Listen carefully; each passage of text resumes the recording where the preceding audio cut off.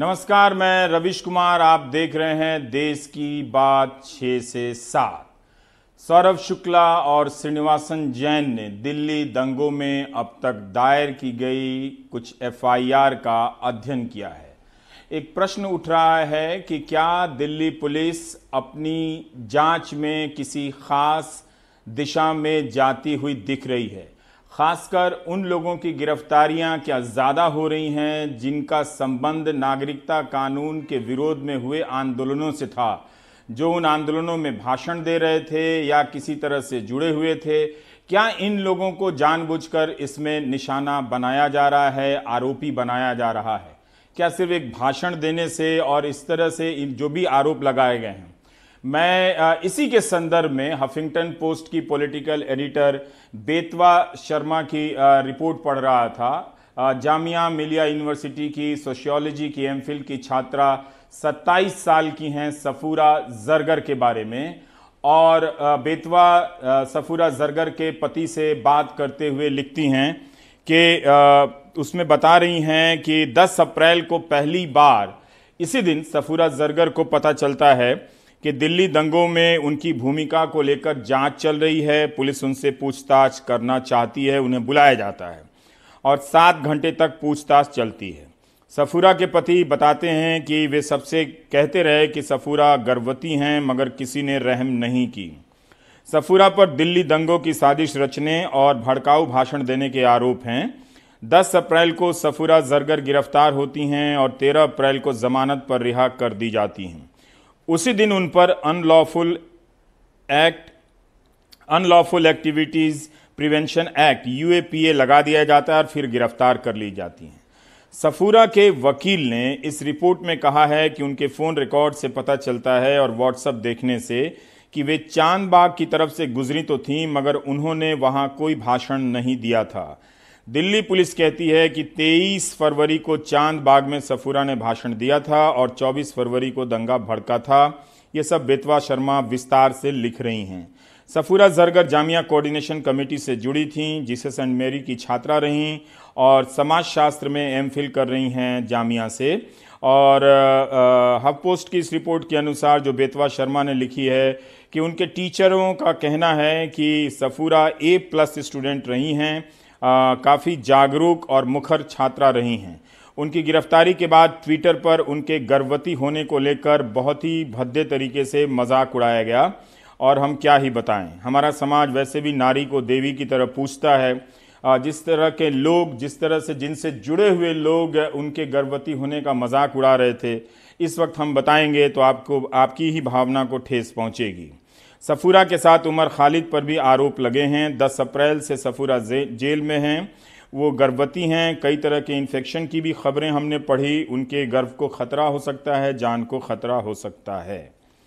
अब आपको याद होगा कि जामिया और शाहीन बाग में जब प्रदर्शन चल रहे थे तो 2 नौजवान गोली भी चलाने आए। उनके गोली चलाने की घटना से तो दंगा नहीं भड़का, और फिर उनके खिलाफ किस तरह की कार्रवाई हुई। जब कोर्ट जमानत देती है उसी दिन पुलिस को ख्याल आता है कि इनके खिलाफ यूएपीए लगा दिया जाए ताकि इन्हें जमानत ना मिले। लेकिन पुलिस को आज तक ख्याल नहीं आया कि उसकी मौजूदगी में गोली चलाने वालों के खिलाफ भी इस तरह के कानून लगाए जा सकते हैं। कहीं तो किसी भी स्तर पर पुलिस बराबरी करती तो दिखे, तटस्थ तो दिखे कम से कम। जो प्रश्न उठ रहे हैं, यहां सफूरा जरगर की तस्वीर दिखाकर एक गर्भवती महिला के प्रति सहानुभूति बटोरने का मामला नहीं है।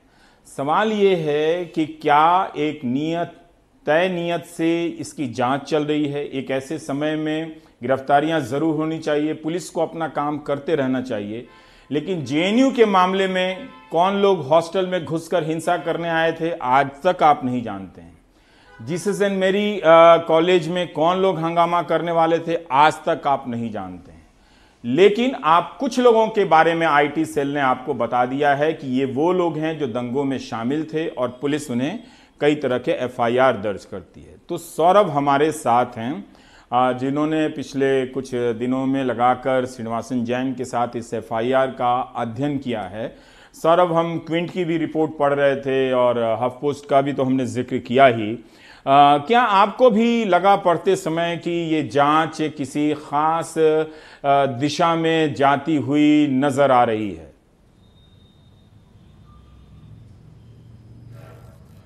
देखिए रवीश, जो दिल्ली में दंगे हुए वो सांप्रदायिक दंगे हुए, और जो संप्रदाय उससे पहले भी हिंसा हुई, लेकिन वो सभी हिंसा जो नागरिकता कानून का विरोध कर रहे लोगों और पुलिस के बीच हुई, लेकिन ये कभी भी सांप्रदायिक नहीं था। और ये सांप्रदायिक हुआ 23 तारीख से।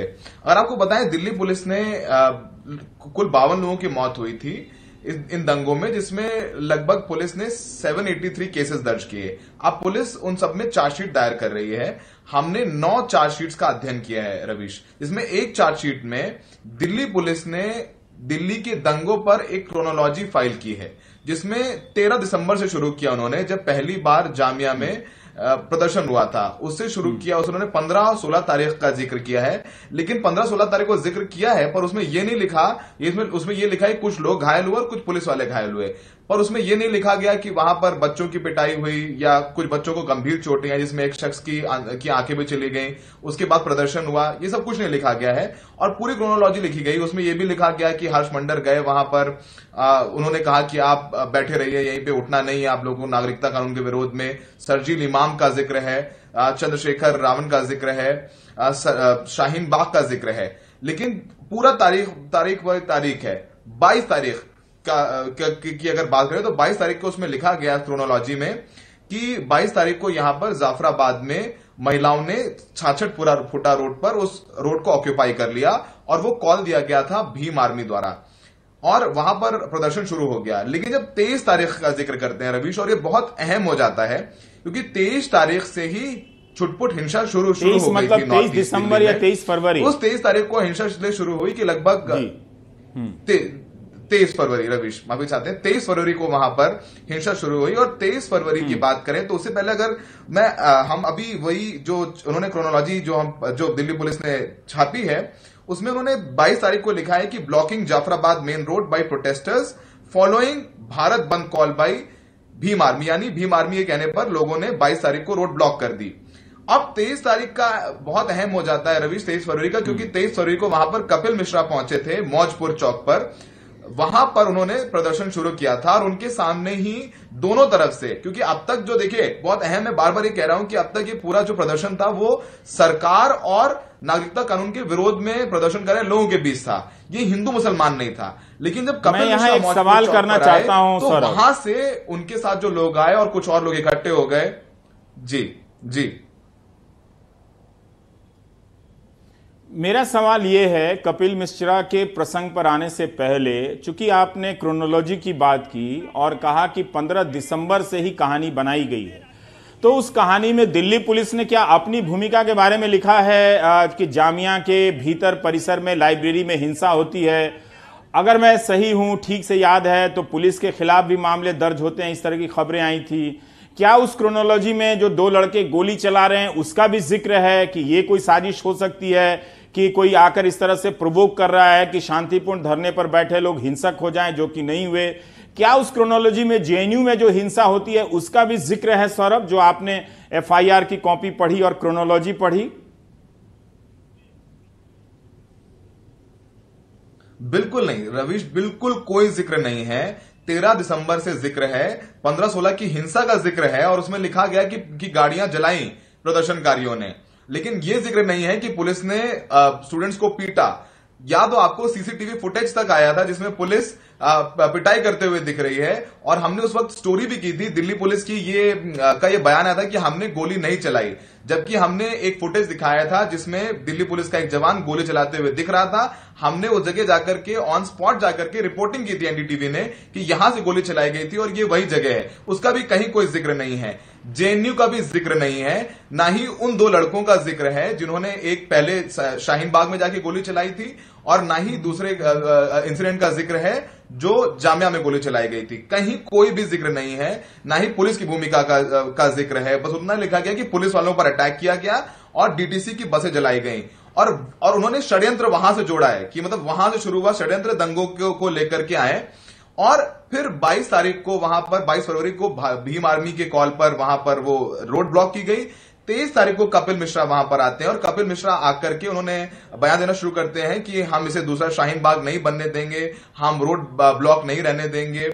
और उनके वहां रहते ही सांप्रदायिक जो है नारे लगाए जाने लग गए और दोनों तरफ से मौजपुर पर एक संप्रदाय था और जाफराबाद पर दूसरा संप्रदाय, वहीं पर उनके सामने ही पत्थरबाजी की छिटपुट घटनाएं शुरू हो जाती हैं, नारेबाजी शुरू हो जाती हैं। फिर दिल्ली पुलिस के डीसीपी जाते हैं और वहां हम लोग मौजूद थे रवीश। कपिल मिश्रा उनके सामने कहते हैं कि हम ट्रंप की वजह से जा रहे हैं और अब तक आप खाली करा लीजिए, लेकिन उसके बाद हम आपकी भी नहीं सुनेंगे। और उसके बाद कपिल मिश्रा थोड़ी देर बाद चले जाते हैं वहां से। 23 तारीख को ये पूरी घटना हुई थी। लेकिन दिल्ली पुलिस की जो चार्जशीट है, जो चार्जशीट में जो क्रोनोलॉजी है रवीश, उसमें 23 तारीख की 22 तारीख को तो जिक्र है भीम आर्मी का, चंद्रशेखर का जिक्र है, लेकिन 23 तारीख की बात आती है तो कपिल मिश्रा का जिक्र करने के बजाय यह लिखा जाता है कि on 23rd February information was received that at 3 PM that some demanding reopening of carriageway. Some demanding यानी कुछ लोग आके मांग करने लगते हैं कि रोड हटाया जाए। वहां पर कपिल मिश्रा का जिक्र होना चाहिए था, लेकिन कोई जिक्र नहीं है। इस क्रोनोलॉजी में भी कहीं कोई जिक्र नहीं है। और वो जो दिल्ली पुलिस का क्रोनोलॉजी है वो दिल्ली के दंगों के लिए, जिसमें 52 लोगों की मौत हुई, उसमें जामिया में जो आंदोलन हुआ, प्रदर्शनकारियों को दोषी ठहराया जाता है, शाहीन बाग में प्रदर्शनकारियों को, और जो नागरिकता विरोध के का प्रदर्शन करे तो उनको दोषी ठहराया जाता है। उसके अलावा जो 9 चार्जशीट हमने अपने सूत्रों के माध्यम से हासिल किया और उनको पढ़ा, उसमें कहीं पर भी किसी भी हिंसा में कपिल मिश्रा का जिक्र नहीं है। जाफराबाद हिंसा पर एक केस फाइल हुआ है रवीश, जिसमें पिंजरा तोड़ की कई लड़कियों को आरोपी बनाया गया है, उमर खालिद को आरोपी बनाया गया है, जिसमें सबको जेल में बंद किया गया है। उसी जाफराबाद पे अगर FIR कर रहे हैं जहां पर हिंसा भड़काने की बात है, तो अगर उन महिलाओं का रोल था एक तबके को भड़काने का, तो वहीं दूसरे तबकों को, दूसरे संप्रदाय को भड़काने का आरोप कपिल मिश्रा पर भी होना चाहिए था, उनको भी आरोपित किया जाना चाहिए था, क्योंकि दंगा हिंदू मुसलमान के बीच में हुआ, दोनों संप्रदायों की लड़ाई हुई, सवाल और है 52 लोगों की मौत हुई, लेकिन उसमें भी पिंजरा तोड़ के लड़कियों को जी रवीश। मेरा एक सवाल है कि अभी जो गिरफ्तारी हुई है, गिरफ्तारी में क्या पैटर्न है, किन लोगों के नाम हैं, और जो FIR में जो आपने नाम देखे हैं उसमें क्या पैटर्न है, नाम के बारे में भी बताइए। और इसी के साथ में मेरा एक और सवाल था जो आगे आप जवाब दें कि मोहन नर्सिंग होम का भी मामला आया था और बहुत ही साफ वीडियो दिखा था कि उसकी छत पर खड़े होकर लोग बंदूक चला रहे हैं नीचे की तरफ, और चलाने वालों के चेहरे भी साफ साफ दिख रहे थे। क्या पुलिस का FIR वहां तक पहुंचा है? और दूसरा, आपने कहा कि सूत्रों के हवाले से FIR हासिल किए, पर FIR तो सार्वजनिक चीज होती है, वो मिल जाती है। जी रवीश, चार्जशीट की बात करें, FIR की बात नहीं करें। चार्जशीट जो आरोप पत्र है जो दायर करती है दिल्ली पुलिस FIR के बाद, हम उसकी बात कर रहे हैं। ये चार्जशीट में लिखा हुआ है क्योंकि ये कोर्ट के सामने है पूरा मामला, और दिल्ली पुलिस ने ये इन आरोपियों को तय करके कोर्ट के सामने तय किया है कि आप इनको सजा दीजिए। अगर आप देखिए, सबसे आखिरी सवाल आपका सबसे अहम हो जाता है Ravish, Mohan nursing home. Mohan nursing home का वीडियो था, उस नर्सिंग होम को दंगाइयों ने कैप्चर करके, जैसे कि ताहिर हुसैन का घर कैप्चर किया गया था, और वहां पर ताहिर हुसैन को मुख्य आरोपी बना दिया गया। और उन ताहिर हुसैन को मुख्य आरोपी अंकित शर्मा की मौत में नहीं, दंगों की षड्यंत्र में भी, और उनके जो तार हैं वो उमर खालिद से भी जोड़े गए। ये भी कहा गया कि ये शाहीन बाग में जाके इनकी मीटिंग हुई थी, खालिद सैफी के साथ हुई थी, जिन्होंने दंगों की षड्यंत्र गढ़ा, तो वो उनको वहां तक लिंक किया जाता है। लेकिन जो मोहन नर्सिंग होम के जो मालिक हैं, उन पर FIR नहीं दर्ज की जाती।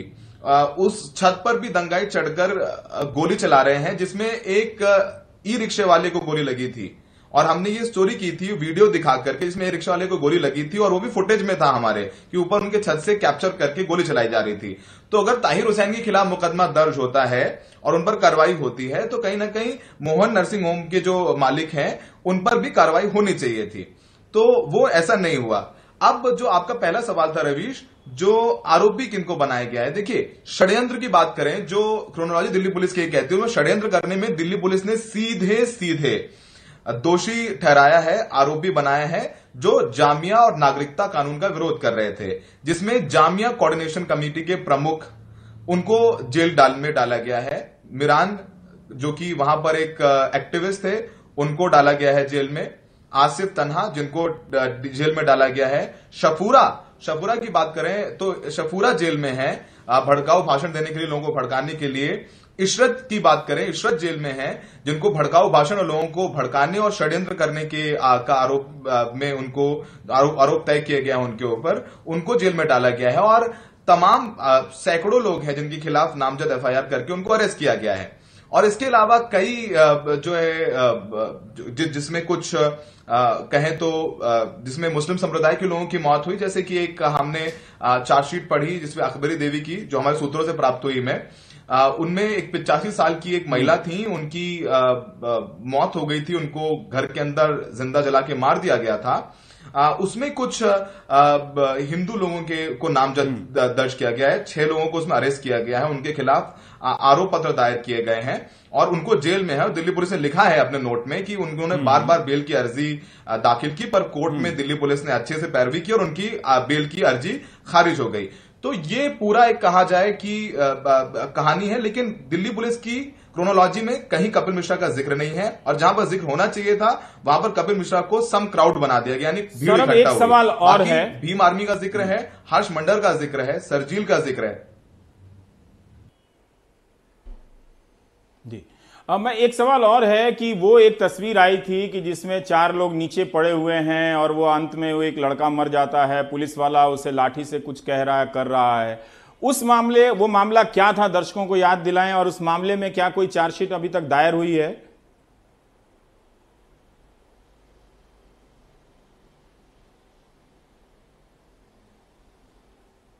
सौरभ से हमारा बहुत बहुत शुक्रिया। सौरभ, इन दंगों की चार्जशीट के बारे में जानकारी देने के लिए।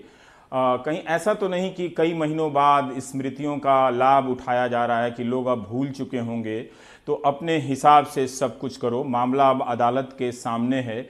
लेकिन पुलिस की जो जांच की भूमिका है उस पर बहुत दिनों से ये प्रश्न उठ रहे थे कि क्या पुलिस एक तरफा हो रही है। उस दौरान अनुराग ठाकुर या कपिल मिश्रा गोली चलाने, गोली मारो नारों के कई लोग इस तरह के नारे लगा रहे थे कि जो इस कानून का विरोध कर रहे हैं उनको देश के गद्दार हैं और उनको गोली मारी जाए। इस तरह का उसको किसी भी संदर्भ में नहीं देखा गया कि इससे हिंसा भड़क सकती है। इन सब चीज़ों को देखना चाहिए कि एक बार संस्थाएं जब ध्वस्त होती हैं तो वो किसी के काम नहीं आती हैं, और फिर वही संस्थाओं से हम उम्मीद करते हैं कि वो हमारी जान बचा लेंगी। तो आप देख ही रहे हैं कि कोविड-19 के समय उन संस्थाओं की क्या हालत हो गई है। लोगों की जिंदगी दांव पर है, अस्पताल दर अस्पताल आप भटक रहे हैं और कहीं किसी को चैन नहीं है। एक सूचना और है कि जो मेडिकल के जो छात्र होते हैं, एमबीबीएस करते हैं, उनके पीजी के इम्तहान हैं, 11 जून को है, एक 14 जून को है, एक एम्स का है, एक पीजीआई चंडीगढ़ का है, एक पौंडीचेरी में जो JIPMER है वो है, Jawaharlal institute of research medical research वो है। वहाँ पर पीजी के लिए छात्र जो हैं वो पूरे साल तैयारी करते हैं, लेकिन इस वक्त समस्या ये है कि वो कोविड-19 की ड्यूटी कर रहे हैं। बहुत से जो छात्र हैं वो संक्रमित भी हैं, तो जाहिर है वो सेंटर पर नहीं जा सकते। मुझे तो बहुत हैरानी हुई कि जब एक मेडिकल की छात्रा ने एम्स का वो हलफनामा दिखाया, परफॉर्मा फॉर्म, जिसमें आपको टिक करना है कि आप एसिम्टोमेटिक नहीं हैं, आपको किसी प्रकार के लक्षण नहीं हैं और आप कोविड-19 से संक्रमित किसी व्यक्ति के संपर्क में नहीं आए हैं। ये बात तो बिल्कुल समझ में नहीं आ रही है। 11 जून को ये इम्तहान होने वाले हैं और मेडिकल के छात्र, अलग अलग संख्या मुझे बताई गई कि 50,000 भी हैं, 1 लाख भी डॉक्टर हैं, और वो बहुत ही परेशान हैं कि जब वो बीमार हो सकते हैं, इस वक्त जब ज़्यादातर लोगों के असिम्टोमेटिक यानी बिना लक्षण के भी संक्रमित होने की आशंका है, तो वो कैसे टिक कर सकते हैं, सही या गलत भी। अगर वो सही टिक कर देंगे तो शायद इम्तहान में ना देना पड़ जाए, कहीं बंदिश लग जाए, और जिस हॉल में जाएंगे तो वहां दिक्कत हो जाएगी। तो एम्स प्रशासन को भी उदारता के साथ इस पर विचार करना चाहिए कि क्या ये वाकई स्थिति है, और जो फ्रंटलाइन में ड्यूटी कर रहे हैं वो संक्रमित हो गए हैं, तो आखिर उन्हें किस तर्क और दलील से इस परीक्षा से वंचित किया जाना उचित है, ये समझना चाहिए स्वास्थ्य मंत्री को भी, इंडियन मेडिकल एसोसिएशन को भी, और एम्स प्रशासन को भी, पीजीआई चंडीगढ़ प्रशासन को भी। अब हम ब्रेक लेंगे, लेकिन ब्रेक पर जाने से पहले हिमाचल की एक घटना दिखाना चाहते हैं कि भले ही वहां की खबरें कम आ पाती हों, मामला संसाधन का भी है, हर जगह हमारे पास रिपोर्टर नहीं है, लेकिन आम लोग नियमों में बराबरी को लेकर किस तरह से नेताओं का विरोध कर रहे हैं, इसकी चपेट में बीजेपी की ही नेता आ गए एक इलाके की महिलाओं के नाराजगी के। देखिए।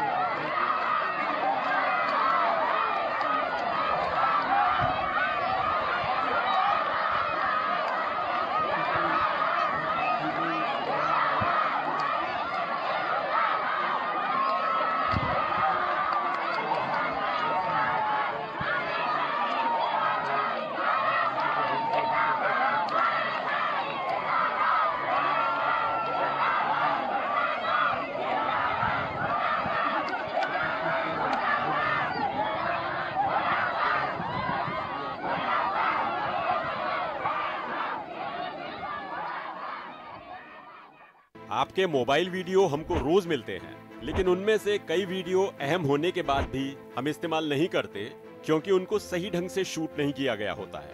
अगर आप अपने मोबाइल को इस तरह से रखते हैं तो जो वीडियो बनता है वो इस तरह का दिखता है, लेकिन अगर आप अपने मोबाइल को इस तरह से रखकर शूट करेंगे, यानी लैंडस्केप मोड में रखकर शूट करेंगे, तो वीडियो इस तरह से बनेगा।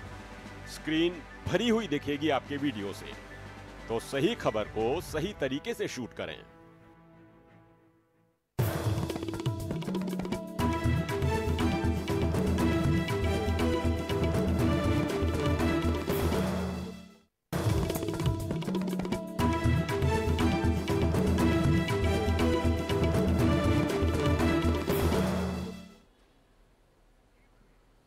तो आपने न्यूज़ एट ए ग्लांस में सुना कि किस तरह से मुंबई के जो डिप्टी कमिश्नर हैं श्रीश दीक्षित, उनका निधन हो गया है कोविड-19 से। एक दिन पहले तक वो ठीक ठाक थे, तबीयत ज़रूर ख़राब हुई थी और संक्रमण के टेस्ट के लिए दिया था, क्वारंटीन घर पे ही करने के लिए उन्होंने कहा था, तो उनका निधन हो गया है। तो इसलिए इस वक्त आप इस बीमारी को लेकर कोई मजाक ना करें। शरद शर्मा हमारे साथ हैं, वो इसलिए उनसे बात करना चाहता हूं क्योंकि आज दिल्ली सरकार ने कहा है कि 31 जुलाई तक 81,000 बिस्तरों की ज़रूरत होगी। आप समझिए कि इस वक्त 10,000 से भी कम बिस्तर हैं पूरी दिल्ली में। दिल्ली सरकार के कुछ 8,000 के आसपास कोविड के लिए रिजर्व किए गए हैं, तब ये हालत है।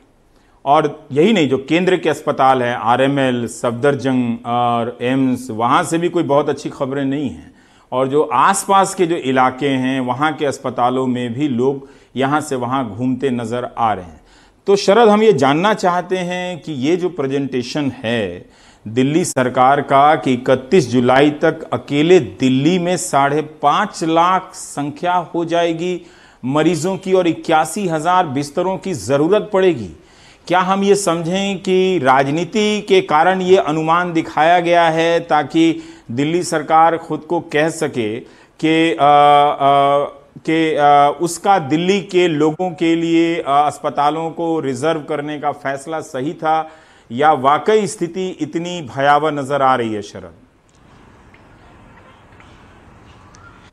आप पूछ रहे हैं कि क्या राजनीति के तहत ये ऐसा आकलन दिखाया गया है?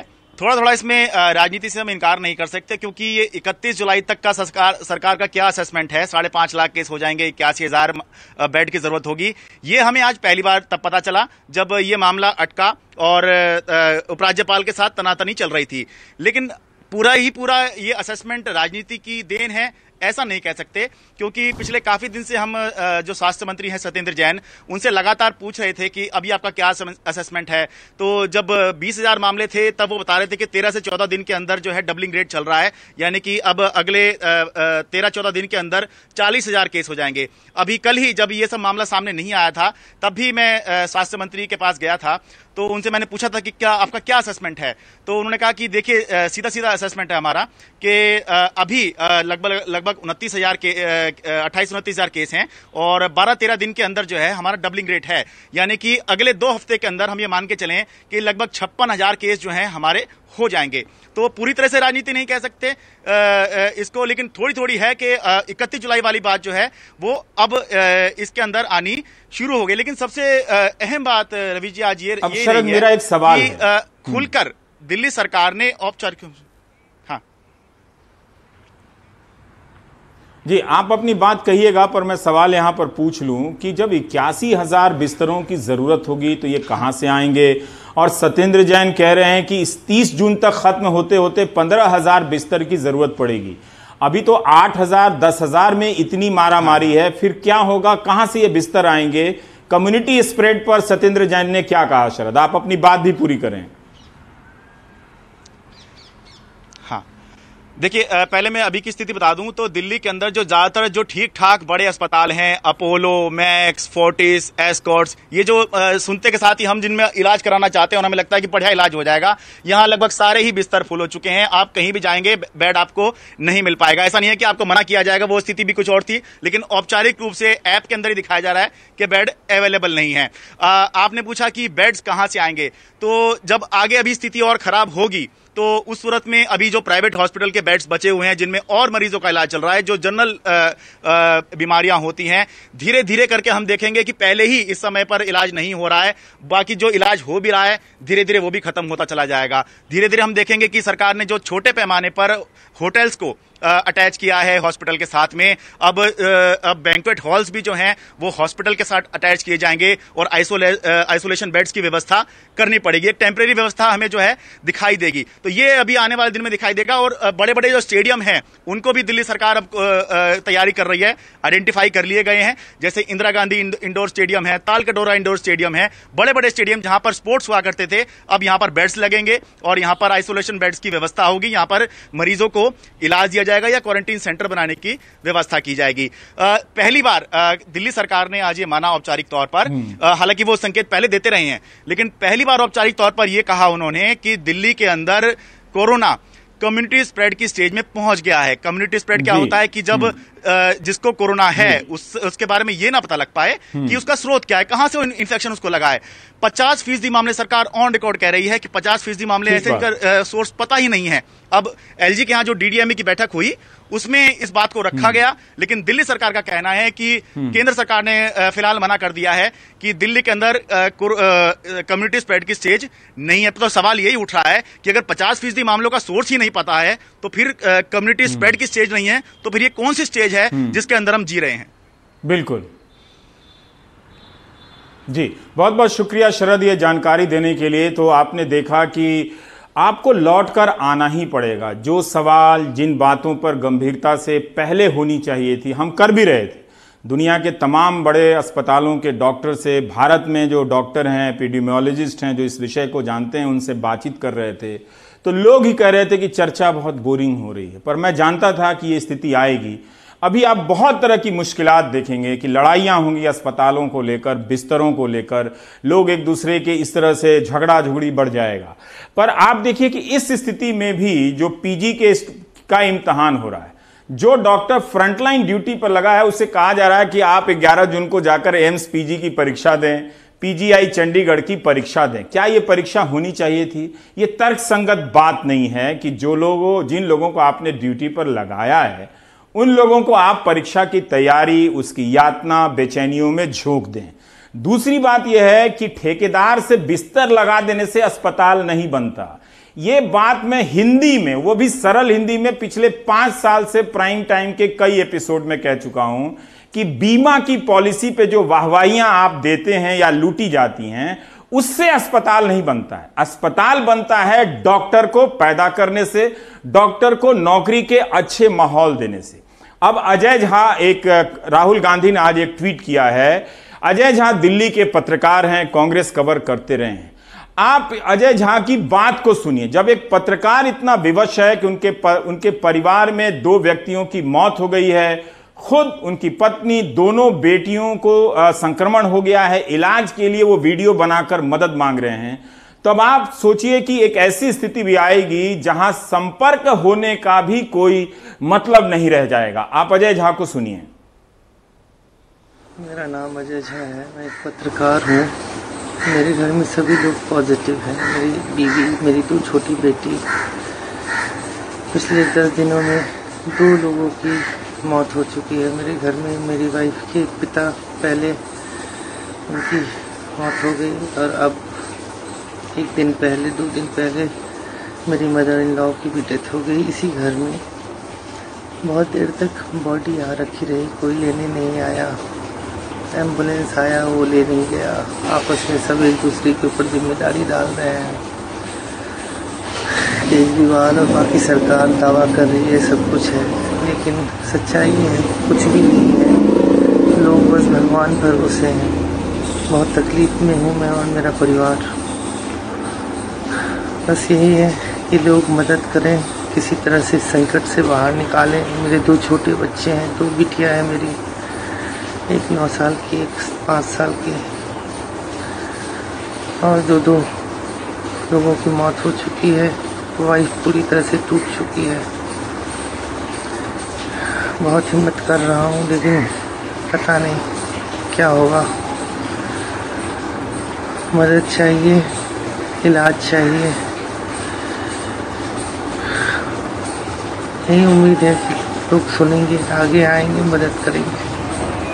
धन्यवाद। आपके मोबाइल वीडियो हमको रोज मिलते हैं, लेकिन उनमें से कई वीडियो अहम होने के बाद भी हम इस्तेमाल नहीं करते क्योंकि उनको सही ढंग से शूट नहीं किया गया होता है। अगर आप अपने मोबाइल को इस तरह से रखते हैं तो जो वीडियो बनता है वो इस तरह का दिखता है, लेकिन अगर आप अपने मोबाइल को इस तरह से रखकर शूट करेंगे, यानी लैंडस्केप मोड में रखकर शूट करेंगे, तो वीडियो इस तरह से बनेगा। स्क्रीन भरी हुई दिखेगी आपके वीडियो से। तो सही खबर को सही तरीके से शूट करें।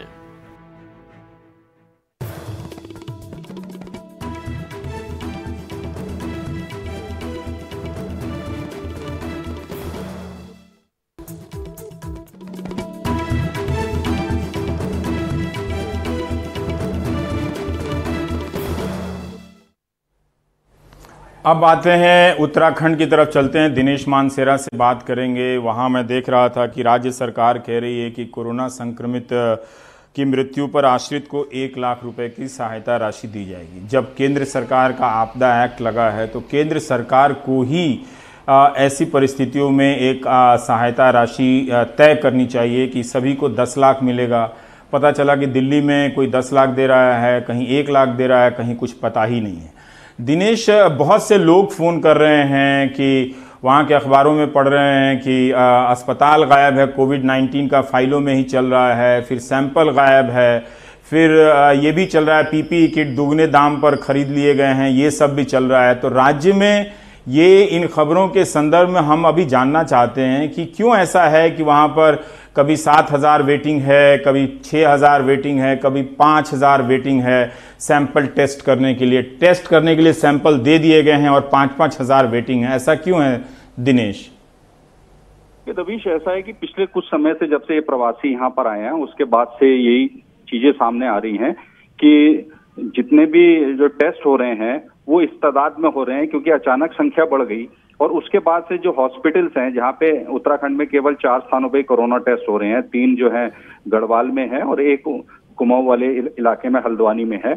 और वहां पर ये है कि वहां पे जो मैन पावर है वो, अगर आप पूरा देखेंगे तो सारे दिन में अगर 700, 800 या 1000 से ऊपर टेस्ट अगर होते हैं तो उसके लिए केवल 30 या 35 आदमी हैं जो कि टेस्ट कर रहे हैं, जिसकी वजह से जो कहना चाहिए जो लंबित हैं या पेंडिंग केस हैं वो दिनों दिन बढ़ते जा रहे हैं। और इस बात को लेके कई बार ये सवाल भी उठाए गए, जब आपके पास मैन पावर नहीं है तो आपने पिछले मार्च से लेकर के अब तक क्या तैयारी करी स्टेट गवर्नमेंट ने। और जो अब आज के हालात ये हैं कि अगर दिन में 1200 या 1000 टेस्ट आते हैं तो रोजाना की जो पेंडेंसी है वो 4000 से लेकर के कभी 6000 हो जाती है, कभी 7000 हो जाती है। और आज के हालात ये हैं कि गवर्नमेंट की तरफ से ये अनऑफिशियली ऑर्डर्स हैं कि टेस्ट नहीं किए जाएं, और जो भी टेस्ट हो रहे हैं तो वो उन लोगों के हो रहे हैं जो क्वारंटाइन में 7 दिन या 8 दिन से रह रहे हैं, और उनके अंदर यदि कोई लक्षण होता है तो उनके टेस्ट हो रहे हैं। अदरवाइज जो भी लोग बाहर से प्रवासी बाहर से आ रहे हैं उनके टेस्ट अभी ना के बराबर हो रहे हैं। जी रवीश। पर दिनेश, बहुत से ऐसे लोग होंगे जिन्हें टेस्ट रिपोर्ट का इंतजार होगा ताकि वो अस्पताल में भर्ती हो सकें अन्य बीमारियों के लिए भी, तो फिर वैसी स्थिति में क्या होता होगा? क्या वहां भी यही सब सुनने को मिल रहा है जैसे दिल्ली में है कि लोग गाड़ियां लेकर अस्पताल दर अस्पताल भटक रहे हैं? देखिए, यहाँ पर ये स्थिति तो नहीं है, लेकिन हाँ ये है कि जो लोग बाहर से आ रहे हैं उनको हर हालत में क्वारंटाइन किया जा रहा है और वहीं पर उनको रखा जा रहा है। या तो कोई जना जैसे पहाड़ के गांव में भी कोई जा रहे हैं तो वहाँ ग्राम प्रधान की ड्यूटी लगा दी गई है कि आप किसी स्कूल में जो भी बाहर से आ रहे हैं उनको 7 या 8 दिन रखिए। 7 या 8 दिन रखने के बाद ही वो उनको घर भेज रहे हैं। लेकिन 7-8 दिन के बाद कई केसेस ऐसे हमारी नजरों में आए हैं कि जो बुजुर्ग लोग हैं या और लोग हैं तो वो लोग क्वारंटाइन पीरियड में ही 2-3 लोग ऐसे केसेस आए हैं जिनकी डेथ हो गई है। आज की तारीख में भी एक केस ऐसा आया है कि एक बुजुर्ग की क्वारंटाइन में ही डेथ हो गई है।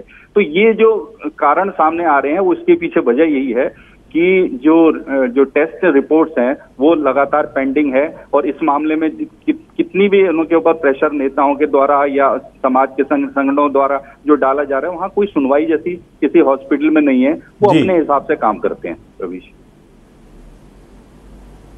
जी, बहुत बहुत शुक्रिया दिनेश मानसेरा उत्तराखंड की रिपोर्ट देते हुए। बहुत सारे लोग मुझसे मैसेज करते हैं कि आपसे ही उम्मीद है। देखिए, उम्मीद से पत्रकारिता नहीं चलती है, उसके लिए रिसोर्स चाहिए होता है, रिपोर्टर चाहिए होते हैं जो खबरों की तफ्तीश करें, जानें। हजारों की संख्या में आप मुझे सिर्फ व्हाट्सएप भेज देंगे तो उससे तो काम नहीं चलेगा, तो इसलिए भी मैं सारी खबरें नहीं कर पाता हूँ।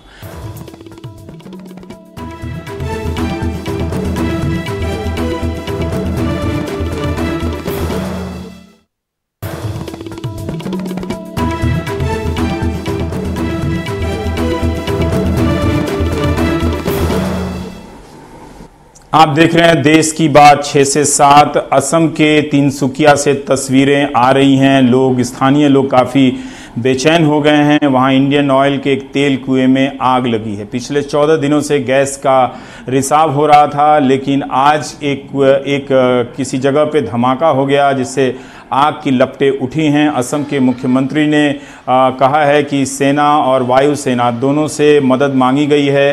केंद्रीय पेट्रोलियम मंत्री से भी स्थिति को अवगत करा दिया गया है। एनडीआरएफ की भी तैनाती की गई है। मुख्यमंत्री का कहना है कि सारा ध्यान इस वक्त इस आग को बुझाने को लेकर है, तो स्थानीय लोग इस वक्त चिंता ना करें। ज़रूर उससे आसपास की पारिस्थितिकी पर, वन पर्यावरण, वन्य जीवों पर और स्थानीय जनजीवन पर असर पड़ रहा होगा। घर भी कुछ जले हैं, उसकी भी खबरें आई हैं, लेकिन ये असम के लोगों की शिकायतें हैं कि राष्ट्रीय मीडिया नहीं दिखा रहा है। मामला बहुत कुछ संसाधन का भी है, दिल्ली से बाहर की खबरें नहीं दिखा पाते हैं, और ये आपको अब बताना पड़ेगा, नहीं तो फिर आप समझेंगे नहीं कि हम क्यों ये काम कर रहे हैं, क्यों ये नहीं कर रहे हैं। ये बहुत ज़रूरी है। हर जगह के लिए संसाधन नहीं है, ये भी एक कारण है। कम से कम मैं अपनी बात बता रहा हूँ। और जाते जाते यही कहना है कि आप अर्थव्यवस्था में क्या हो रहा है उस पर देखिए। जनजीवन बहुत परेशान है, लोग बहुत परेशान हैं, नौकरियां नहीं हैं, सैलरी नहीं है, कमाई बंद हो गई है। दूसरा, प्लीज़ आप किसी भी राज्य के नागरिक हों, निवासी हों, किसी भी राज्य राजनीतिक दल के समर्थक हों, इस वक्त स्वास्थ्य सुविधाओं पर फोकस कीजिए, वरना वीडियो वायरल कराने से भी कुछ नहीं होने वाला है। मेरी ये बात मान लीजिए। अनुराग द्वारी ने भोपाल से कूलियों की बदहाली भेजी है कि उनकी कमाई बंद हो गई है। रेलें चल रही हैं, प्लेटफॉर्म पर सारे कूली नहीं जा सकते, पर हमारे कूली भाई लोगों के लिए किसी प्रकार की कोई अतिरिक्त व्यवस्था नहीं की गई है। सरकार को उनकी तरफ ध्यान देना चाहिए। नमस्कार।